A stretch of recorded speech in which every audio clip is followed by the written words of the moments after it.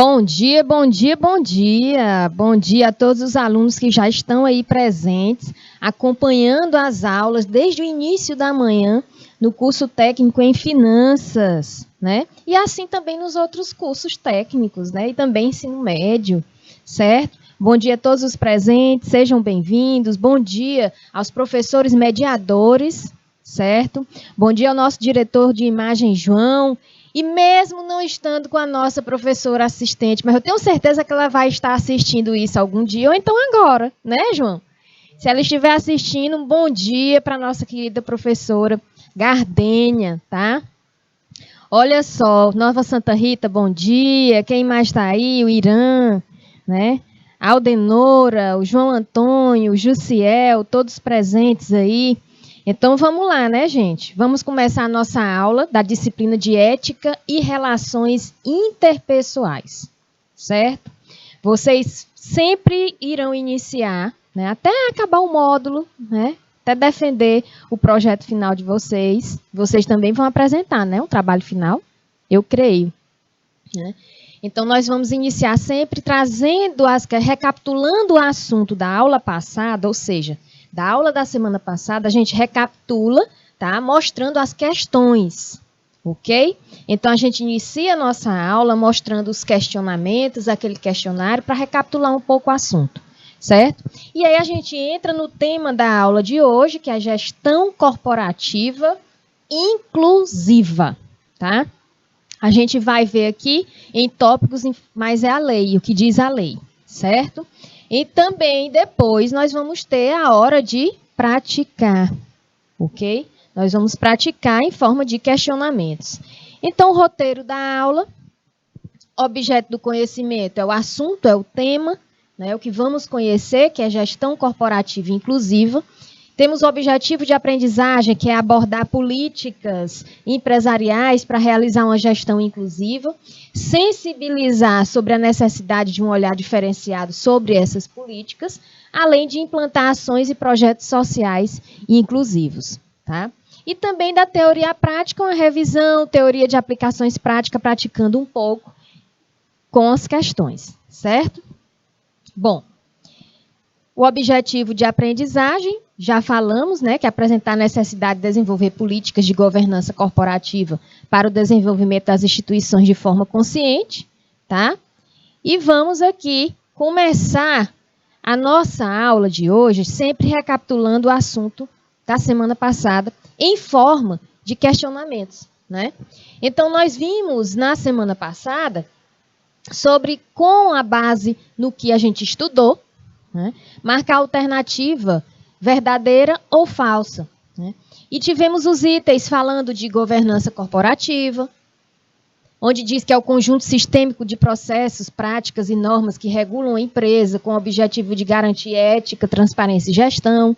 E aí vocês, né, interagiram e eu quero também a interação. Não vou demorar nessas questões, só vou mostrar em forma de, né, uma revisão. Princípios de governança corporativa, transparência, equidade, prestação de contas, responsabilidade corporativa. Uma instituição destacada na elaboração das políticas de governança corporativa no Brasil é o IBGC, que é o Instituto Brasileiro de Governança Corporativa.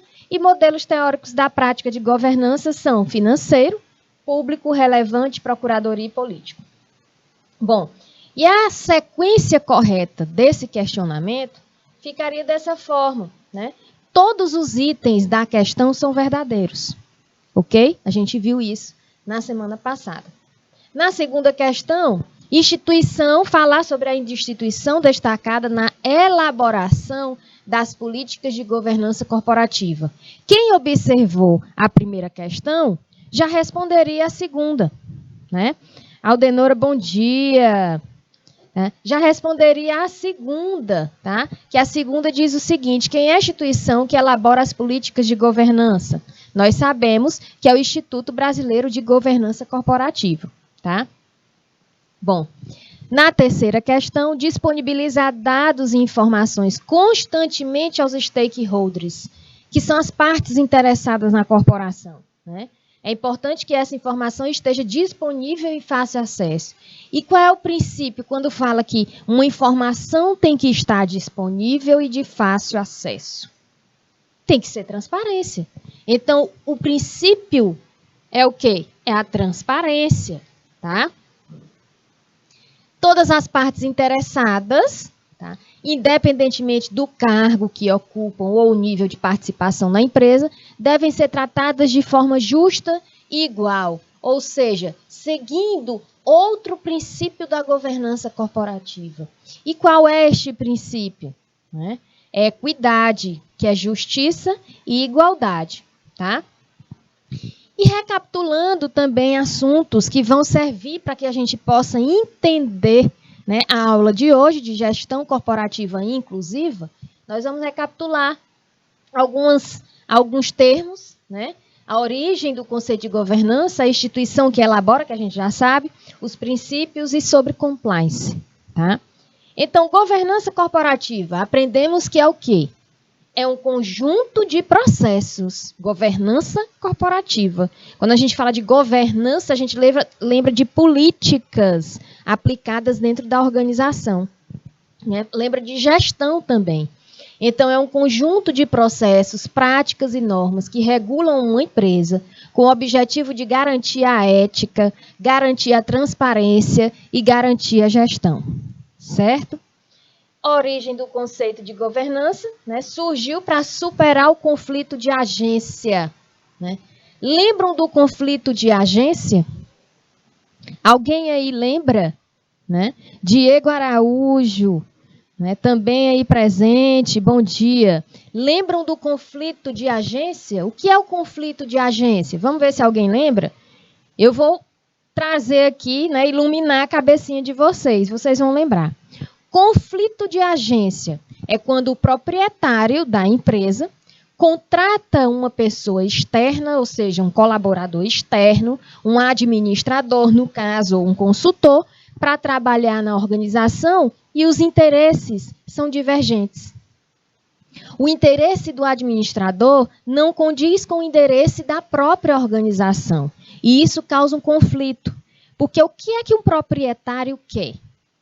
O que é que um empresário quer para a sua empresa? Se vocês têm empresa, ou trabalham em alguma, ou tem algum parente, né? O que é que o empresário quer? Ele quer um objetivo a longo prazo. Ele quer uma produtividade na empresa a longo prazo. Ninguém quer uma coisa a curto prazo, gente, né? Então, o proprietário quer a longo prazo, mas o administrador chega, né? E o interesse não é em comum. O interesse, muitas vezes, se passa por um interesse individual, né? E aí, tudo que foi construído por aquele proprietário, né, pode ir por água abaixo, né? Pode prejudicar a empresa, é a curto prazo, tá? Instituição que elabora a política, IBGC, que é o Instituto Brasileiro de Governança.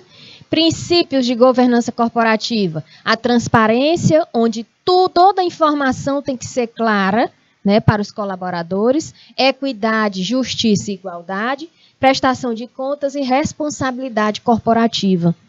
Responsabilidade corporativa, ou seja, a corporação ela tem que ter responsabilidade para com o cliente interno, os colaboradores, né, e os clientes externos, que é o consumidor final, é a sociedade, são fornecedores, certo? E dentro da responsabilidade, do termo responsabilidade, temos também a responsabilidade ambiental e a responsabilidade individual, certo? Compliance significa estar em conformidade, tá? Com o quê? Estar em conformidade com algo. No caso de compliance, que a gente viu aqui como é o processo de compliance, onde se fala muito na prática da ética, né? A prática mesmo para ser seguida, né? Concreta, com sanções, com multas, com punições. Então, está em conformidade com normas, está em conformidade com a legislação vigente, né? E não está em conformidade somente, tá, com aquele código de conduta empresarial. Ele está em conformidade com outras áreas do direito, com o direito trabalhista, né?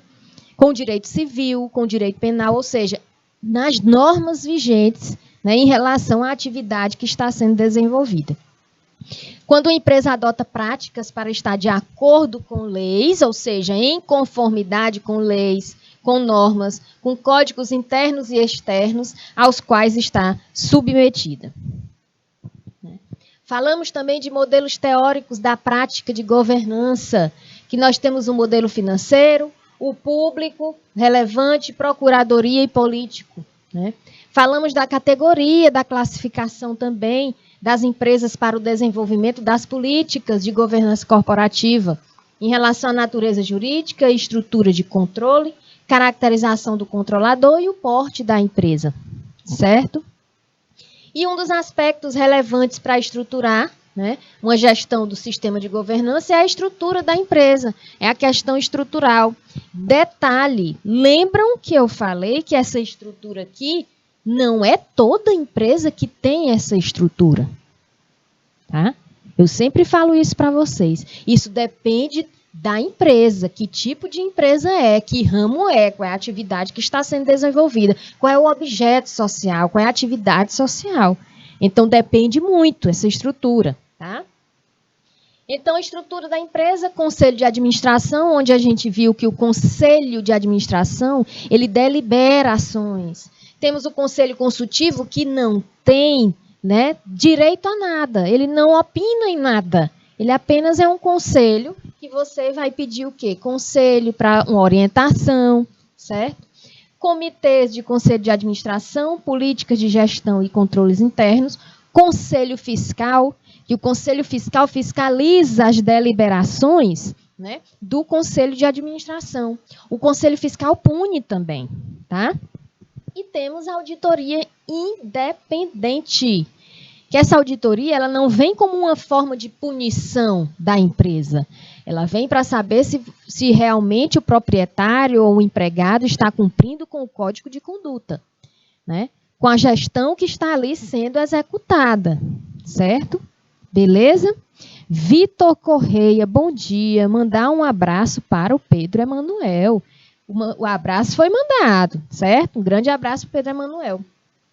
Bom, e aí a gente entra, gente, no nosso tema de aula de hoje, que é gestão corporativa inclusiva. O que é que vocês entendem dessa gestão corporativa inclusiva?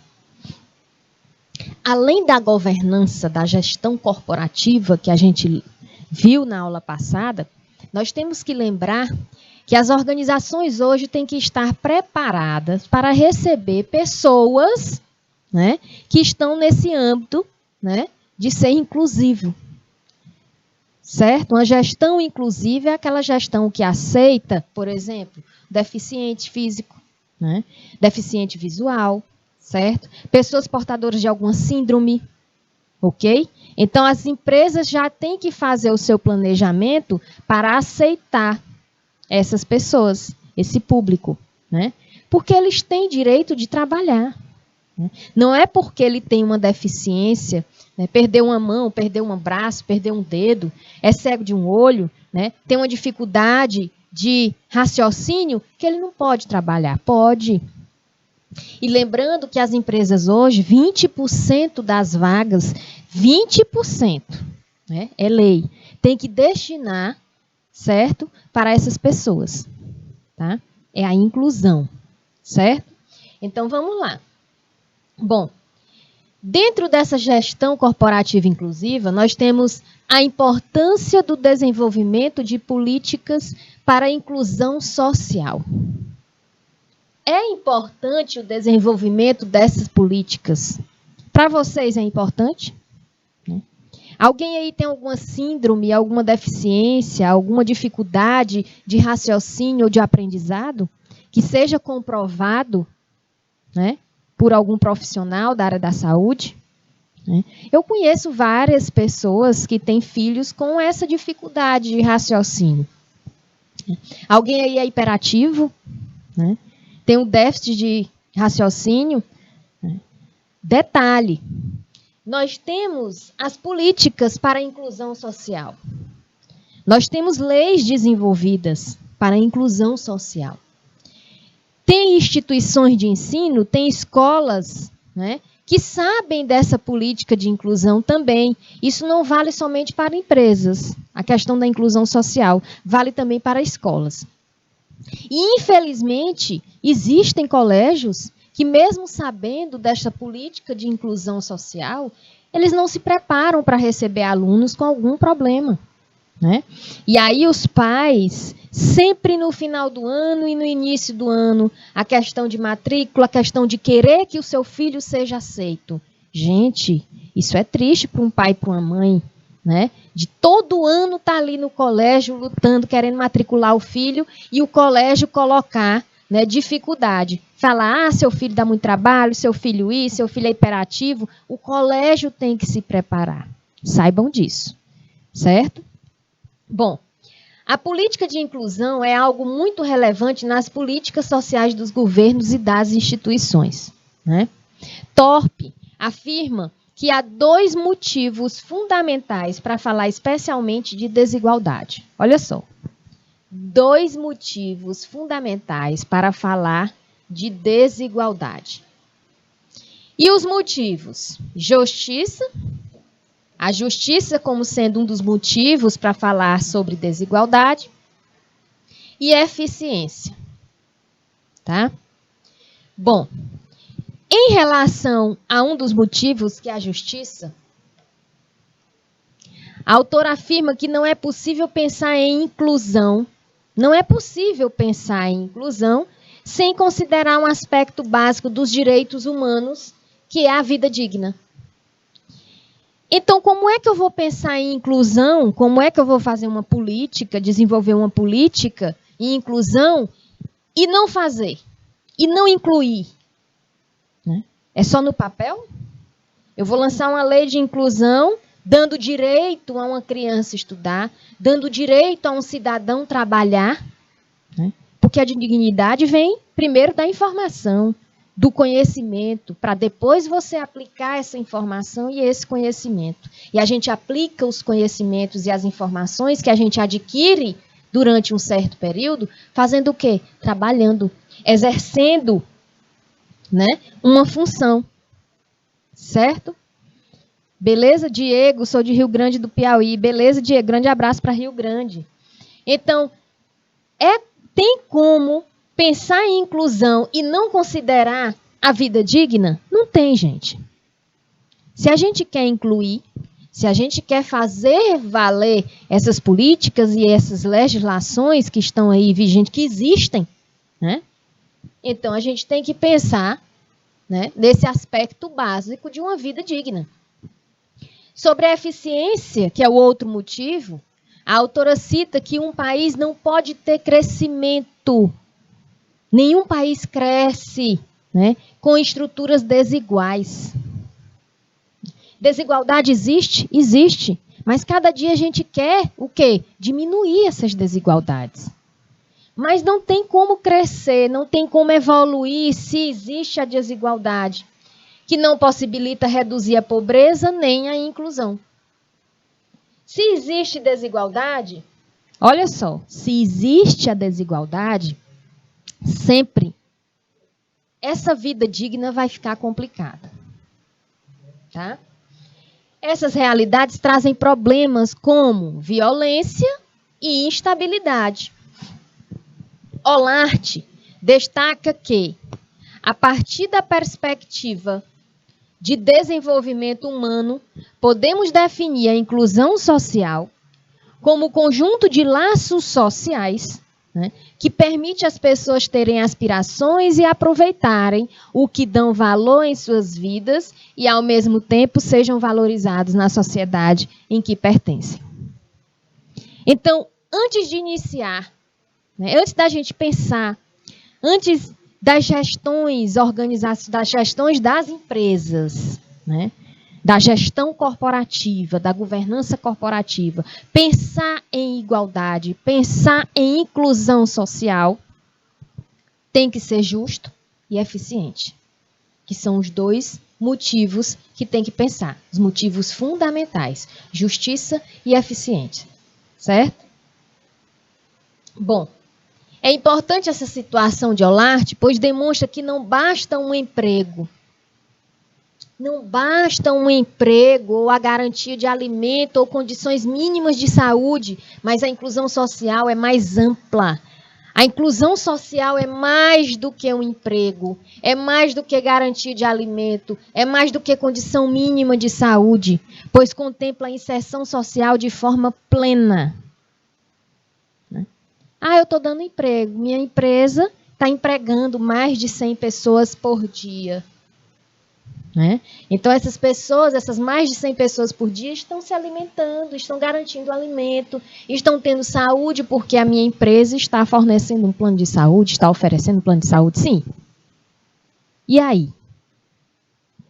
A sua empresa abre espaço para outros tipos de inclusão? Tem que pensar assim. Só uma pessoa normal tem esse direito de vida digna? Tem que pensar assim, tá? E é isso que a gente vai ver aqui na aula. No artigo 5º da Constituição Federal, onde eu já disse para vocês e digo para os outros alunos, é o artigo mais lindo da Constituição. Se esse artigo fosse seguido à risca, muita coisa não aconteceria. Consta o princípio da igualdade, onde diz que todos são iguais perante a lei. Quando o artigo da própria Constituição diz que todos são iguais perante a lei, sem distinção de qualquer natureza. O negro, o branco, o índio, o pardo, o mameluco, está incluído aqui, sem distinção de qualquer natureza. O normal e o deficiente. Porque porque ele é deficiente, ele não é normal? Não, ele é normal. Ele só não tem um braço, ele só não tem uma perna, mas ele é normal. Tá? Então, no próprio artigo da Constituição diz, todos são iguais perante a lei, sem distinção de qualquer natureza, garantindo-se aos brasileiros e aos estrangeiros residentes no país a inviolabilidade do direito à vida, à liberdade, à igualdade, à segurança e à propriedade. Direito à vida. Para viver, a gente precisa da segurança, da igualdade. A gente precisa se alimentar. A gente precisa de saúde, assistência à saúde. A gente precisa de uma boa alimentação. A gente precisa de educação. E todos aqui, no artigo, diz que todos têm direito. Certo?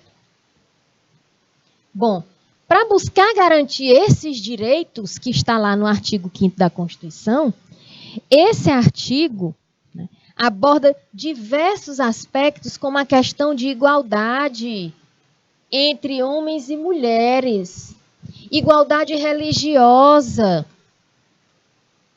questões relativas à liberdade e à democracia. E observa-se que o conceito de que todas as pessoas são iguais pode levar a uma conclusão de que todos devem direitos iguais. Devem ter.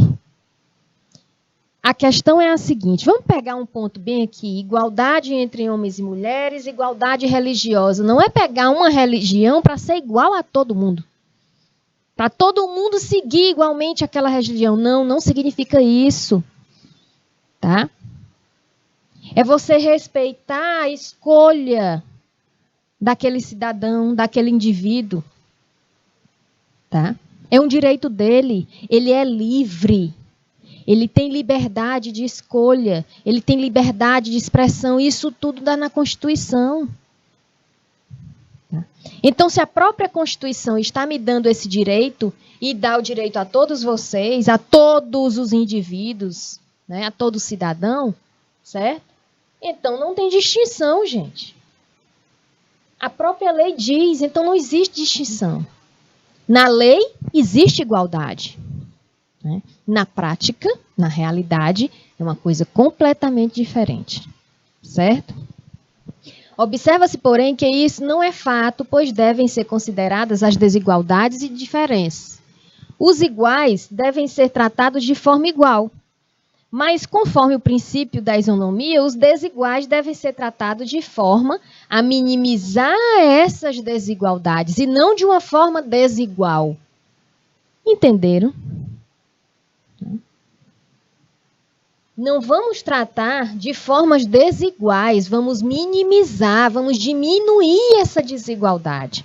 Por esse motivo, a legislação brasileira é diferente para os desiguais. Professora, mas o artigo diz que todos são iguais perante a lei. Sim, mas temos esse princípio. A própria lei diz que todos são iguais, mas diz que a legislação brasileira é diferente para os desiguais, e é. Tá? E a gente vê isso na realidade. É possível exemplificar esse tratamento diferenciado a fim de possibilitar a inclusão social e minimizar as diferenças de diversas formas, como cotas para negros, índios ou pessoas de baixa renda em universidade. Vamos lá. O negro é diferente das pessoas por quê? Não tem diferença. Qual é a diferença do índio para um branco, para um negro? Pessoas de baixa renda é diferente? A pessoa como indivíduo é diferente? Quer dizer que eles não têm os mesmos direitos? Vocês estão entendendo? Quer dizer que eles não têm a capacidade, quando se fala em cotas, já está diferenciando, já está reduzindo o direito que ele tem de mostrar a própria capacidade. Ele tem a capacidade, sim, tem capacidade. Por exemplo, para passar num concurso. Ele tem capacidade como todos os outros. Por que eles têm que ter aquela cota mínima? Diferenciando, os outros não precisam de cota. Imaginem aí um concurso onde, né, as desigualdades... Um exemplo. Né? Vamos pegar, eu faço um concurso e um índio faz o mesmo concurso que eu. O índio faz uma pontuação acima da minha. Isso é um exemplo. Né? Se ele fez uma pontuação acima da minha, o que é o certo? Ele entrar na vaga. E aí vem o resultado. Não, ele não entrou porque ele não estava na cota. Que é isso, gente? Ele não estava no sistema de cota. Mas ele fez uma pontuação maior do que a minha, ele tem que entrar. Não, mas não vai entrar porque ele não estava na cota. Isso é diferenciar. Isso é tirar o direito de capacidade dele. Né? Certo? Então tem que pensar nisso, nessas diferenças de diversas formas que a gente está falando aqui. Cotas para a contratação de pessoas com deficiência em empresa. É a porcentagem. A lei disse somente 20%, mas se eu tiver uma empresa, se eu tenho uma empresa e quero contratar mais do que 20%, eu não posso? Por que eu não posso? Então, são coisas que deixa a gente sim, pensar um pouco sobre isso. Né? Eu monto uma empresa, eu crio uma empresa e contrato mais de 20% de pessoas com deficiência. Aí vem uma auditoria, diz, olha, a senhora não pode continuar com a sua atividade porque no quadro de funcionários a senhora colocou mais de 20% de pessoas com deficiência, mas a empresa é minha. Aí eu não posso botar. Né? Aí eu tenho que seguir, o empresário tem que seguir a lei, somente contratar 20%. E se não aparecer os 20%? Aí se eu não contratar os 20%, porque não apareceu, tem mais pessoas sem deficiência, vou ser também chamada a atenção por alguma auditoria. Né? Então eu não posso. Mas na lei tem direito, todos são iguais perante a lei. Com direitos de igualdade e liberdade. Não foi isso que a gente viu no artigo 5º? Né? Então tem direito, devia fazer assim, tem direito, mas somente com cotas. Devia mudar. É o que a gente pensa, né? Seguro-desemprego para desempregados recentemente. Alíquotas menores ou não tributação de imposto de renda para pessoas com menor renda. Licença gestante, sem prejuízo do emprego e do salário, com a duração de 120 dias. Licença paternidade, que agora o pai tem que ter a licença paternidade. Antigamente, eu não sei quanto era. João, tu teve licença paternidade? Ó, o João teve 7 dias, mas na verdade não é. Na lei não é só 7 dias, gente.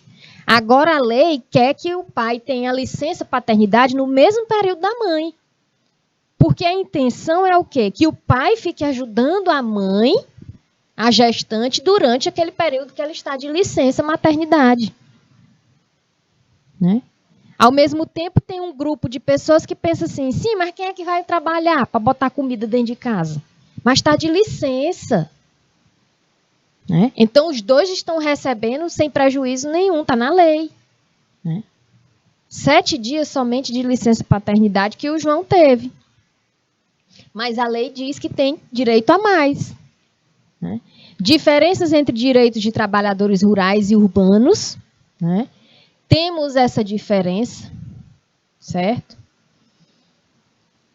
Exigência de acessibilidade à instituição de ensino. Não somente instituições de ensino, tem que exigir, não é somente instituições de ensino, são em todos os locais. Exigir acessibilidade. Diversos outros exemplos podem ser citados, porém foram destacados apenas alguns devido à amplitude do tema. Certo? Bom, as limitações de recursos e a exclusão social. A pobreza e a exclusão social são aspectos muito relacionados, inclusive devido ao fato de que um aspecto contribui para o desenvolvimento do outro, ou seja, a pobreza leva à exclusão social e vice-versa. Tá? Na maioria das vezes. Certo? A pobreza consiste em faltar recursos mínimos para a vida com dignidade. Recursos mínimos. Gente, né? É ruim um pai de família chegar em casa e não ter o que comer e depois ficar pedindo. Né? Eu acho que a alimentação é a pior coisa, né, que pode se perder numa família. Certo? Bom, ainda sobre limitações de recursos e exclusão social, no Brasil, para a garantia deste mínimo, né, há o artigo 6º da Constituição Federal do Brasil, que diz, né, são direitos sociais a educação, a saúde, a alimentação, trabalho, moradia, lazer e segurança, previdência social, proteção à maternidade e à infância e assistência aos desamparados na forma desta Constituição. Então, são direitos sociais. São os direitos que todo indivíduo tem que ter. Tá? Quando aprovada a Constituição Federal de 1988, esses direitos eram limitados. Foram limitados quando ela foi aprovada. Né? Educação, saúde, trabalho, lazer, segurança, previdência social, proteção à maternidade e à infância, assistência aos desamparados. Eles eram limitados. Né? Em 2010, com a emenda constitucional número 64 de 2010, foram incluídos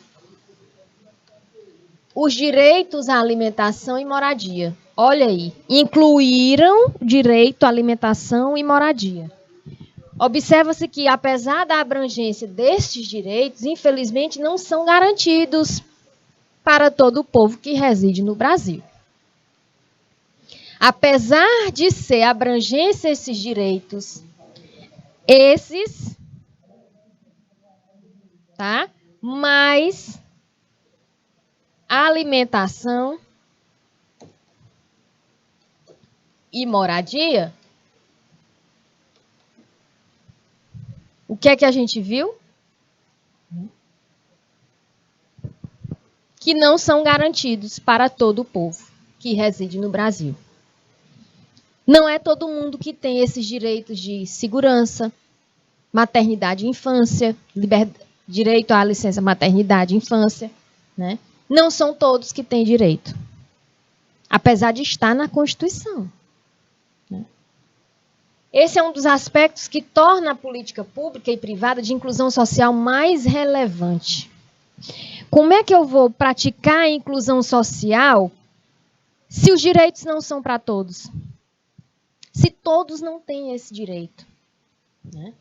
Tais exclusões refletem em toda a sociedade, né? Inclusive em empresas públicas e privadas, pois elas compõem essa sociedade. E logo, é relevante que as empresas e o terceiro setor, né, façam o seguinte: contemplem em suas normas de conduta. Já que a lei diz que tem que ter direito, mas nem todos têm direito, a empresa tem que contemplar em suas normas de conduta políticas que busquem evitar ou impedir comportamento de segregação. Tá? Então, normas de conduta que não exista segregação. Essa diferença, essa distinção, essa desigualdade, que apesar de estar na lei, mas nem todo mundo no Brasil tem direito. Tá? Ou seja, uma norma de conduta que abranja a todos. Certo? Que dê direito a todos. Tenham políticas claras de inclusão social, né?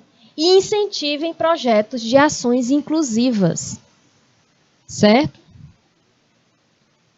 Bom, Drucker afirmava que as instituições sem fins lucrativos terão de obter o dinheiro adicional de que necessitam, principalmente das pessoas físicas, como sempre fizeram.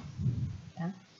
O crescimento da exclusão social no mundo, devido inclusive à revisão dos processos produtivos, torna os governos incapazes de realizar a inclusão social de todas as pessoas, principalmente os desempregados ou com subemprego. Né? Essa realidade obriga que as empresas, a sociedade civil organizada e as pessoas físicas contribuam para o projeto de inclusão social. Tá? Tipos de exclusão social. Alfredo Bruto da Costa classificou a exclusão social em 5 tipos. E quais são esses 5 tipos? Né? Tipo econômico, social, cultural, patológica, né? E comportamentos autodestrutivos.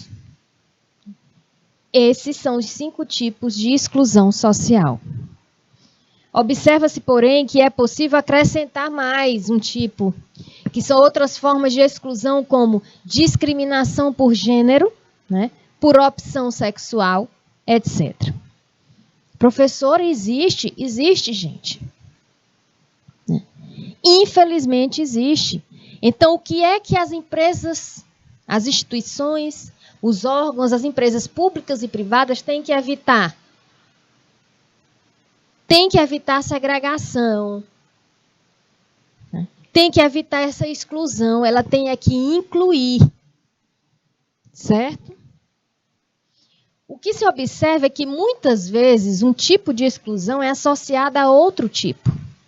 Principalmente a exclusão econômica, que muitas vezes está relacionada a aspecto social, cultural e outros. Exclusão social de ordem econômica é um tipo. A exclusão de ordem econômica caracteriza-se pela falta de condições financeiras. Falou em questão econômica, é a falta de condições financeiras, o que causa limitação de recursos. Vocês viram recentemente no jornal, não lembro qual era o canal, mas uma mãe de 3 meninas, de 3 garotas, né, A mãe querendo comprar comida e as 3 garotas no período menstrual. E a mãe dando entrevista. Ou eu compro o absorvente das minhas filhas, ou eu compro o feijão para comer. Olha que situação. E as filhas tendo que sair para estudar. Né? E aí? Vão voltar àquele tempo que era o tempo da nossa avó, que naquele tempo usavam uns paninhos. Vocês já ouviram falar, a mãe de vocês falar isso, ou o pai de vocês falar isso? No tempo da minha avó, da minha bisavó, tataravó, não era absorvente não, gente. Eram uns pedacinhos, umas toalhinhas. Né? E dobrava várias vezes, né? E não demoravam muito fora de casa. Saíam para resolver algo, para evitar o quê? Né? Que tivesse, né, um grande fluxo para que não sujasse a roupa e voltasse logo para casa. E eram vários paninhos cortados, toalhinhas. Ali, lavava, estendia, depois usava. Passava um ferrinho para tirar, né, micro-organismo, bactéria e tudo, e depois usava. Vai voltar esse tempo? Mas como é que vão lavar? Se não tem dinheiro nem para o feijão, como é que tem para produtos de higiene, produtos de limpeza? Não tem dinheiro para o sabão. Né? E aí começa, né, simplesmente a somar mais problemas. Aí vem problema de saúde, porque falta de higiene gera problema de saúde. Né? Então é complicado. Então, falta de condições financeiras, o que causa limitações de recursos. Tá? Ainda sobre a exclusão social de ordem econômica, os motivos podem ser vários. Como baixo nível de instrução ou de qualificação profissional. Né? A pessoa não tem condições de estudar. Né? Começa a trabalhar, mas não tem aquela qualificação, não tem aquela instrução, aquele conhecimento. Né? E fica só naquela funçãozinha ali, recebendo o mínimo, para ter um mínimo de condições dignas para se viver. Então, o que é que a gente tem que fazer? Procurar aumentar o nosso conhecimento e estudar. Antigamente, a gente falava, eita, tá difícil estudar, tá difícil colocar meu filho no colégio. Mas tem como acessar a internet? Então, tem cursos online, cursos gratuitos. Vamos aprender, vamos procurar, vamos saber pesquisar. Tem gente que gasta muito tempo na internet vendo besteira. Né? Desemprego no país é outro motivo, certo? De uma exclusão social de ordem econômica. Desemprego na área em que o profissional está qualificado. Isso existe demais. O profissional se qualifica em algo, mas está desempregado na área dele. Pode ter, mas ele tem que se qualificar mais. Precarização do trabalho, muitas vezes devido à baixa qualificação profissional. Né? Perfil do profissional e forma de buscar inserção e desenvolvimento no mercado de trabalho. Saúde e outros. Se você não tem saúde, você não tem nem cabeça para procurar um emprego, gente.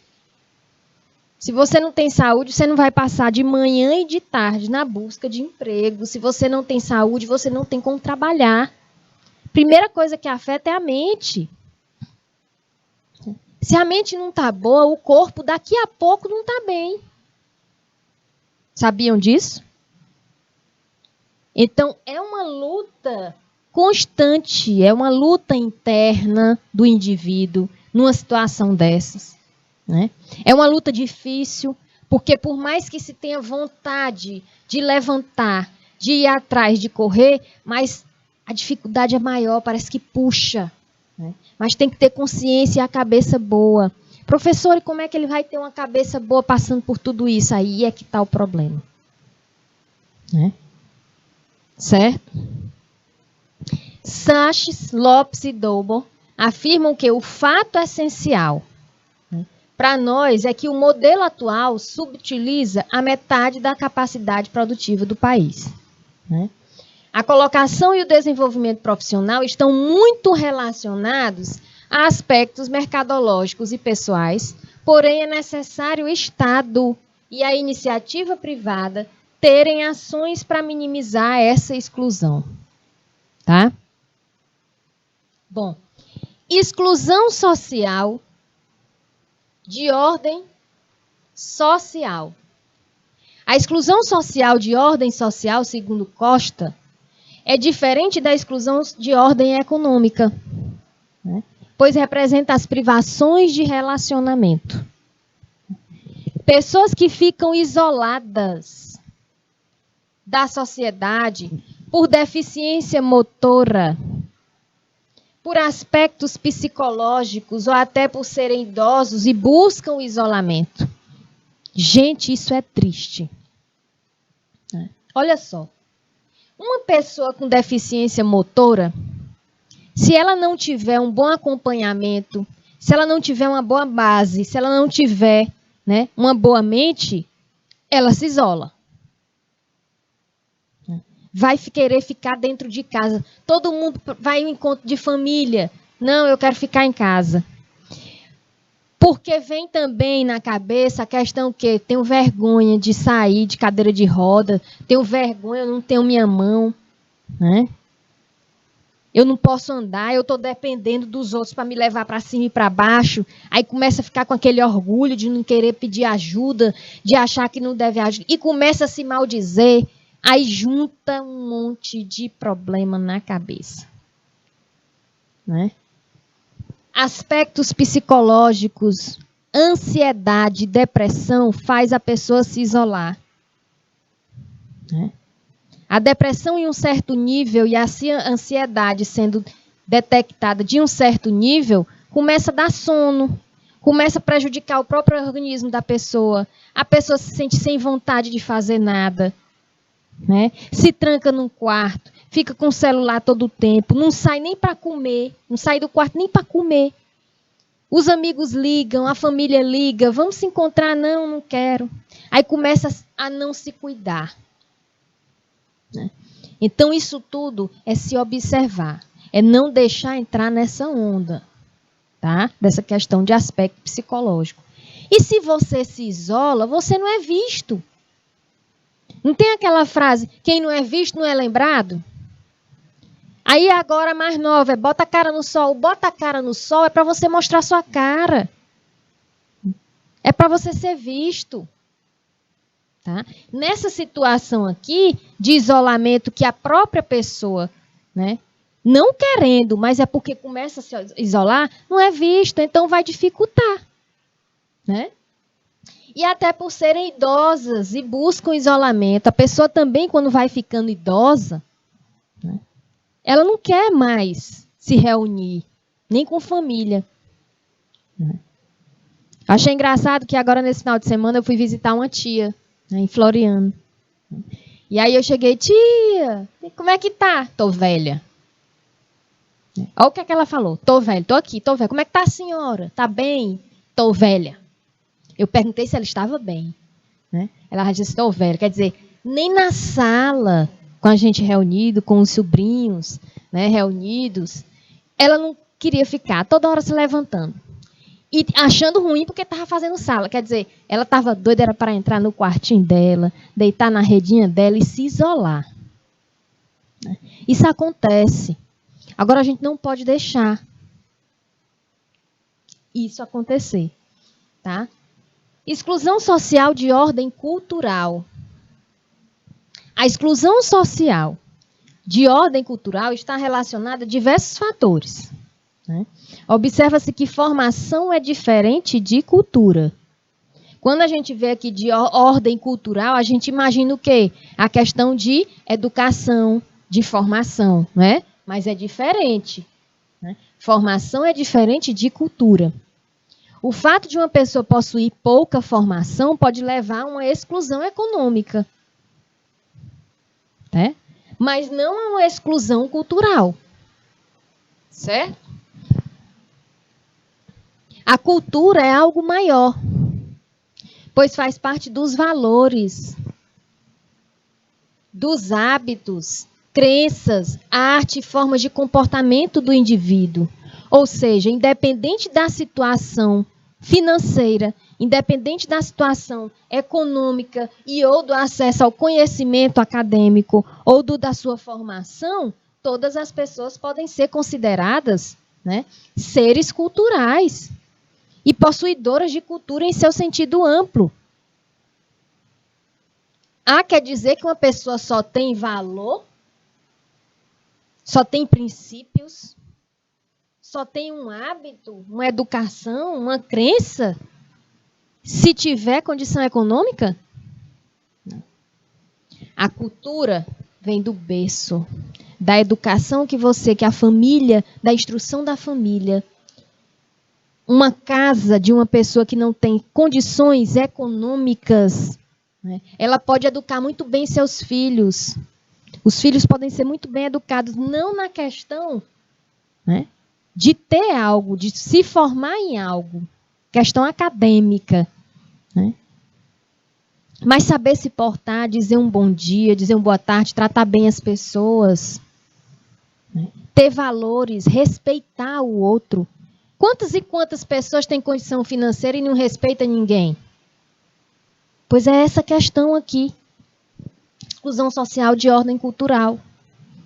Que as pessoas só acham que a pessoa só tem valor e princípio e merece respeito se tiver uma condição econômica. E não é assim. Tá? A discriminação pode estar associada à ocorrência em relação às minorias. O conceito de minoria, nesse caso, consiste em um grupo com minoria de poder político ou poder econômico. Esse grupo pode ser étnico, né, linguístico, de gênero ou outros. Então, observe que não se trata de uma minoria numérica. Tá? A esse tipo de exclusão relacionam-se aspectos como racismo. Um dos aspectos ao tipo de exclusão de ordem cultural. Né? Consiste em considerar que há raças humanas superiores às outras. Existe raça humana superior à outra? Não. Não existe uma raça humana superior à outra. A raça branca não é superior à raça indígena, à raça parda, à raça negra. As raças humanas não são superiores, estamos todos ali iguais, gente. Certo? Essa forma de pensamento busca justificar aspectos como escravidão. Porque é negro vai escravizar. Não. Ou diferenças sociais e econômicas entre as pessoas. Eu vou botar um fulano no cargo de gestor porque ele tem carro e ele chega cedo no trabalho. Eu não vou colocar fulano de tal no cargo de gestor, apesar dela ter uma grande qualificação, porque ela anda de ônibus. Ela não tem carro. Isso é um tipo de exclusão. Isso é discriminação. Ixi, professor, isso acontece demais. Né? Quando a gente sabe dos casos, a gente fica besta. Né? Ainda sobre o racismo, há diversas formas de definir raças, sendo a mais utilizada como definição de parâmetros para classificar populações diferentes de uma mesma espécie biológica. Essa forma é usada para cães, gatos e outras espécies. Para os seres humanos, não é tão simples essa classificação. Tá? Pois, principalmente no Brasil, o que se percebe é que riqueza, né, que é uma riqueza resultante pela mistura de raças. Aqui a gente coloca, né, raça humana como se fosse uma raça na questão biológica. Trata o negro como se fosse um animal. E por que não trata o branco da mesma forma? Né? A gente fica se perguntando. Infelizmente, a gente ainda passa por situações assim. Até dentro da família, gente. pega uma família onde um tem filhos de cabelo liso e são branco e outros filhos com uma pele mais escura, um bem moreno e o cabelo crespo, cacheado. A própria família vai discriminar. Professor, isso não acontece? Acontece.